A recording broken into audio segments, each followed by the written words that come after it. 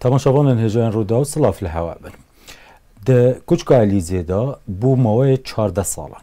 مهوان میوه هف پیوینی کار ده قوناغه که گلکا گرنگ دا لگل سروک فرانسوا میتران کریا. دناف کردان دا سروک فرانسوا میتران و هف جناوی خانم دانیلا میتران بدوستن هری نزیکین کردان لوی ولاتی لفرانسا دهنن یاسین. بشتراجی مهوان ما پستن گرنگ لوی ولاتی ورگرتینه. جه گوتبه جه الیزه بکره بشتوی وکر روشکار انجمن آسایش وی ولاتی و پاشانجی ایدی پست وزارت دروی وی ولاتی جی ورگرتیه. وزیر برای فرانسا وزیر دروی اوی ولاتی اوبرت ودغون مهوان ما جناب وزیر از گلکس پاسیاتت کم جبو اوی درفته از خوازم پیشی بسیارای چنده بکم هوکار وی چنده چیه گو پشتی قیمتی تناف کردان دا پشتی سروک فرانسوا میتران سیاست که حوالینیه دوستانیه پشتوانی کردان لپاریس دهید ادیدن. Alors François Mitterrand, le président Mitterrand, était déjà sensibilisé. باشه فرانسوا میتران سروک میتران بر آگاهداری پرسا کرد بو. بر روشنبیری خویا کسانه جخواندنا نویسکاران جالیه هفجینا خواه. و جالیه برنارد کوشنار و دوه ام لبیرا خو بینن که دما عراق کویت دا گیر کر سروک میتران و کی سروک بوشه باف یک سر بیرلوی که کر که دوه عراق دمل دست جو کویت وکشه و اگر و نکشیا دوه بدار زوره بدرخستن و تا دو هلوستن هفشیوه هبون جبلی کو فرانسوا میتران درفت دا صدام حسین که جو کویت درکوه دا که راست شر نه لی صدام حسین نزیرک بو وقت دهات خواستن که سوده جوه درفته بگره. لو ما شر انجام دا و ارتشا عراقی جو کویت هات درخستن. لور تبی که جو دست پیکه و سروکین فرانسا، امریکا و بریتانیا جه هفرابون لی سروک میتران هنکی هشیارتر بو لهم بانگوازی امریکیان که گل سری هلده. پشتی که سروک بوش دودل بو که بچه حیا بغدایان نا هف بش و هف پیمان نوین نلگل وی اکی بون. سررکان ارتشاوی جنرال پول نلگل بو. لو ما اف بینگاو نه تابتن. ایدی هنکی هشیاری هبو لهم بر سرهلدانا خلکی. کرد و شعبی گمان لدیج رژیمه. چمکی پر مترسی دار بو. جبر کو ایدی هف پیمانیان ناف دولتی نما بو. و تبریار نبو جبو پینگاوم پیشتر جرزگار کرنا کویته. وی که هشت که حساب جبو درکتنا تبلیغیه لعراقی و گفن صدام حسین بین کرن. مشیوه که صدام نکار به بهوانه کردان لباکورو. شیعه لباشور سرکت بکه. لور فرانسوا میتران بیر لویه که کر که دوه ام لور را نوستنو دوه تشتکی بهتر بکرن دوه دمه ده. La François Mitterrand s'est dit on ne peut pas s'en tenir là, il faut aller au-delà. Il faut faire quelque chose de plus à ce moment-là. برز جناب وزیری دناف کردان دا وساده دیدن که خانم دانیلا میتران گلک نزدیک باجو کرده سردان آوان کرده کردن که لکمپین ترکیه و باکوری کردستان بوین پشتیوه هجماره که مازن یا کرده اینا فرانسا ببوچونا تکو تو گلک نزدیک باجو سروک فرانسا میتران کارت کردن خانم دانیلا میتران لسر اوی گاوا سروک فرانسوا میترانی هبوه یانجی سیاست اگر روحن ده سر سروک فرانسوا میتران جدا هبو برانبری کردن. Daniel Mitterrand a eu un comportement et des positions admirables. دانیال میتران خودان هلوستک بهیز و پرباش بو. مروف هز و ویرک بو. لسروک میتران به هر حال دور جبان دوران بریار دابو که هر تشتی بکه دا کنه لصدام حسین ایریشی بشک جگل عراقی بکه. جوه که وی گوت به هر آوای دوه ام نهیلن او سرکت کرن هوانه انجام بده. لدوه ام ده چارچوبه یاسیا ناو دولتی ده تف بگرن. وکی چاوا درباره کویت ده هاته کرن که جو دست پیکه و ببریاران هاته چاره سر کرن. که یکیتیا سوویت جیوه تولدی جوان بکار نانی. à laquelle l'Union soviétique n'a jamais mis son veto. براستی گورباچف لگل وی اکی بو. باشه استوباریا دیپلوماسیتا فرانسای او بو که بریاره که بدست بخه. رکافتن لگل بریتانیان. برز ماجور هبو. لی امریکان دخواستن که خواجوی بدن آلیه کی و لور کار دیپلماتیک فرانسای بو لسر رنماین که سروک میتران هاتبون داین دانستاندن لنیورک و لگل بریتانیا گهشتن درکرنا بریاره که بریقت نهاتبو داین که بریاره 688 بو او یکم بریاره که بحثا گل کرد دکه دیروکا نتوین یک بویده او بریاره که داخواز دکه همون ریبین بکار آنین جبو دابین کرنا اولهیه جبو گل کرد پاشواری مروفی و اولهی هات لی بریاره هرما نفرین درست نکر بو لو ما پیوست بو پشتی وی بریاره گرینگ و دیروکی جبو کردان لی نتنه جبو کردان جبو نتوین یک بویی دویا بو امریکی انگلیز و فرانسی بخواه بریاره بدن به شیوه که شیوهان ده چارچوه راوکرنا بریاره 688 ده که کسی ریگری لی نکر بریار بدن که هرمکا نفرین درست بکن ویجا اولهی هات سپاندن نها او رسته بیاران تبیرامن دست پیشخریا فرانسی بریتانی که امریکی جی لواندن که دنگدان لسر بریاره 688 بدست خستن بی ویتوی روسی و چینی اف گرینگه باشه راوکرنا بریاره کل گوروه د نیسان 1991 ده هرما پاراستنا اولهی هات درست کرن اف پروسس که پر بالکش بو که ایش و درد گلی کرد سوک کرن از نابجم چاره سر کرنا پرسکریکا گلی کرد لیوه که ایش سوک کرد ویجا راسته که خانم میتران باندوردار بو و آلی کار بو لی اراده میتران بکسایتی خواه بو mais il y a une volonté de Mitterrand personnellement.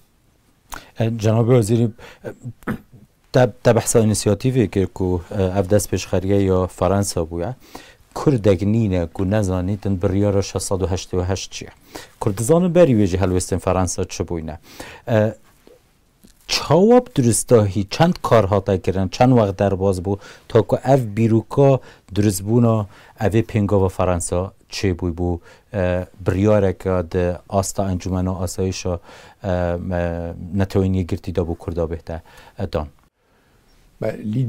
L'idée de la France, c'était de respecter le droit بیروکی فرانسای او بو که ریز لیاسه ناف دولتی بگرتن و لیو ده چارچوه نتوین یک بوی ده به یعنی هر کس تشتا بخوازه دی بکه لو ما دویا بو هفسنگیگ بدیتن دناف برا پرنسیبا دست نوردانه و پرنسیبا که گشتیه ده پیوندی ناف دولتی ده و هن حالتین پر تایبت بسایا برگه هفتم جمیساقه و تا داینا بریارین که بکارن ری بدن دستوردانه لنوه که پرنسیبا که گشتی دوی زلال به اگر دستوردان به پرنسیبه که گشتی شر لهر دوری دردکه و لهن که لیکن تایبت هنه که پر مترسی دارن و لور گلی کرد به هر حال لجر مترسیه بو او بو انجام که بهتر بیروکه که فرانسی بو راست بریتانی جدن آفده بون جون ماجور لی بهتر فرانسی بو لی امریکی ندل گرم بون دترسیان که ری خوشگر به جبو دستوردانندن ایدی افکاری که سرکفتی هفبش بو حتی ام دکارم بحثا جواکا ناف دولتی بکن دستوردانه که سی آلی بو لیجبر که جوالاتین خودی اندامتیا دائمی بو جواکا ناف دولتی هبویا ام دکارم ببیجن که دوی حالتی دا کاری بو کردان بپاريزه ددمکا دست نشان کریده جناب وزیر دوان 14 سالن که تو لیزی بوی و لگل سروک فرانسه و میتران کار کردی دوان پستن جدا جدا دا کی هبوینه که بلکه ام نزانین الویری فرانسه جی و سر آسته اوروپا جی که پشگیرن سروک فرانسه و میترانی بوینه بوی هاری کاریا کردن ده سری ده سروک میتران گوت ام نکارم بهلن صدام حسین ملت خو به شیوه که هوانه سرکوت بکه وجا پیوستی به بریاره که ناف دولتی هبو لو ما تواهی ماکینه دیپلوماتیکا فرانسای تفگریا نه تا که کسبون به طایبتی وزارت دروه بالیوز فرانسای لنتوین یک بوی و لنیورک و تواهی رسته دیپلوماتیک هفکاری هبو لکوشکا الیسه وزارت دروه لنیورک اکیبک مازن کار دکر و دانستاندن دکرن و تواهی آوان زیرک بون دکاری دیپلوماتیک ده دویا بو دانستاندن لگل هفبشندن بحتا کرن دویا بو بردوامی پشتراس بو بنا جبر روچونا دانستاندنان درباره بریاره او اکو بو بریاره 688 ji bo parastinê li Bakurê Xêza 36 û beşek li Bakur û beşek li Başûrê Iraqê. Diviya bû piştrast bibin di her kêlik û roj de ji helwesta Brîtanyan û hemû behane bihatana pêşkêşkirin ji bo razîkirina Amerîkiyan. Mijara Kuwêtê bi dawî hatibû rûpela wî hatibû qulaptin. Lê diviya bû piştrast bin ji bêalîtiya Çînî û Rûsan. Ev ne hêsaniye ku wiha em vê yekê bi çend hevokan bibêjin. Ev karek bû ku gelek dîplomatkarên mezin ji pir aliyan tê de beşdar bûn. Bi taybet li New Yorkê. Lewma çend roj pêwîst bûn heya bigihêjin rêkeftinekê. Lê bi şêweyekî giştî helwestek bihêz an nerazîbûnê li dijî Saddam Hüseyin hebû. Ku vê yekê hişt zû derbiçe. Cenab-ı Wezîrî, di piştî biryara 688 ku destpêşxeriya Fransa bûye, piştî wê wextê herêma no-fly zone hatiye duristkirin, me dît ku destpêkê da Fransa gelek ya diyar nebû wekî biryara 688 zêdetir Brîtanya û Emerîka bûn. Ev dabeşkirina rolê diplomasî bû yan jî sebebekê dî hebû? Pêşî take hêzên ku dikarîn herêma nefrînê bisepînin, hêzên serbazî ne. Lewma gelek welat hene nikarin vê yekê bikin. Vêce divê şiyana hêzên asmanî bê peyda kirin. Ne gelek welatên rojava hene dikarin vê yekê bikin. Amerîka, Brîtanya û Fransa hene. Paşê ev pirsa pabendîbûneke giştgîr e. Fransa hin pabendiyên wêyên din hebûn, li hin deverên din. Ji ber wiha nikaribû hemû hêzên xwe bibe vî cihê. Lê ew xwediyê destpêşxeriyê bû ku biryar derbiçe. Tevî ku İngiliz razî bûn. Tişta paşê bûyî, dabeşkirina hêz û şiyanên serbazî û çalakiyên serbazî bûn. Lê her sê hêz li wir bûn. Her çi qas dabeşkirina hejmara firokiyan, hejmara firînan û erkên serbazî bi nêrîna Saddam Hüseyin wek hev bûn.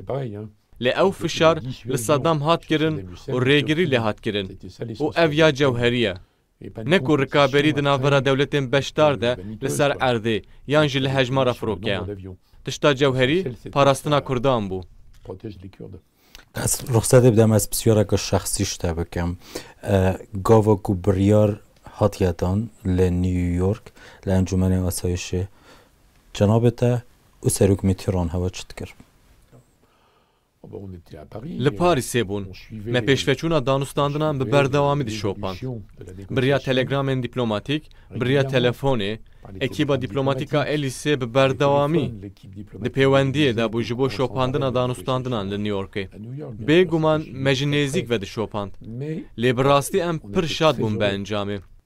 Ne hêsane tu karî bî formeke têkel di navbera yasaya navdewletî û prensîbên cuda de durist bikî. û tu formeke têkel a baş û karîger durist bikî. Lewma ev serkeftineke ciwan bû. Lê bi rastî em heta radeyekê piştrast bûn ku em dê bigihêjin vê encamê. Em piştrast bûn ji ber ku Saddam Hüseyin pir zordar bû, pir ehmeq jî bû. Lewma şêweyek ji sazanekî ku em dikarin bêjin sazaneke exlaqî bû. Li dijî wî hebû. û me karî bû wê sazana exlaqî bikin biryareke yasayî. û ew herêma nefrînê encama karê me bû. Lewma em pir şad bûn. Cenabê te diplomat bûye, wezîr bûye, ku tu berpirsî diplomasya ta Fransa bûye. Biraya te bû çi Rûsî û Çînê vîtû bikarineyîne dijî biryara 688? Divê li bîra me were ku em di sala 1991 de bûn. Hên Yekîtiya Sovyetê bû. Îro ji ber ku xelk her tiştî tevlî hev dikin, ji wan we ye ku her tişt bi dîwarê Berlînê re rawestiya. Lê ne wisa ye. Dîwarê Berlînê di sala 1989 de hat xistin. Lê Yekîtiya Sovyetê heta dawiya sala 1991 domand. Wê demê Gorbaçev bû. û Gorbaçev di mejiyê xwe de îdealîst bû. Dixwast Yekîtiya Sovyetê biguhere. û dev ji kontrola xwe li ser rojhilatê Ewropa berde. Dixwast demokrasiyeke komünîst durist bike. Ev tiştekî nayîcî. Lê ew bi rastî kesek bû li hevkariyê û hevbeşên navdewletî digeriya. Lewma Gorbaçev qet nebû rêgir li pêşwe sazana ku li New Yorkê li dijî Saddam Hüseyin hebû. Ew beşdar bû dema hemû amadekariyên prosesa mirovî û qet veto bikar neanî. Di demekê de ku Saddam Hüseyin piştras bû ku Yekîtiya Sovyetê di veto bikarbîne. Ew Sovyeta berî Gorbaçev bû. Lewma tu surprisek nebû. Tu surprisek ji aliyê Gorbaçev nebû.